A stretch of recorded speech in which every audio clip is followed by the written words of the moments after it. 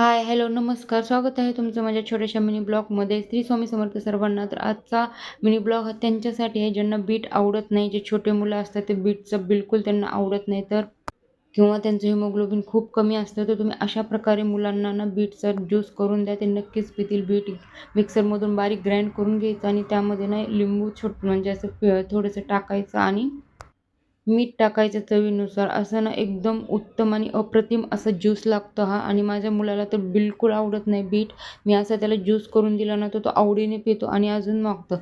आमची सकाळची सुरुवात ही कुठल्या ना कुठल्या ज्यूसनीच होते, कारण याने मुलांची स्मरणशक्तीही वाढते, हिमोग्लोबिनही वाढतं आणि त्यांच्या पोषक असे त्यांना तत्त्वही भेटतात. त्याच्यामुळे मुलांसाठी तर खूप आणि मोठ्यांसाठी खूप उत्तम असं आहे.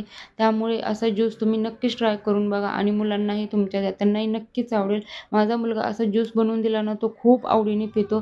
तर आमची सुरुवात अशी झाली सकाळची आणि त्याला बीटरूटचा ज्यूस देऊन मीही बीटरूटचा ज्यूस घेतला आणि नंतर आम्ही बाकीची दिनचर्या केली. नंतर स्कूलचं वगैरे टिफिन वगैरे आवरायचं होतं. ते पण मी त्याला टिफिन बनवलं.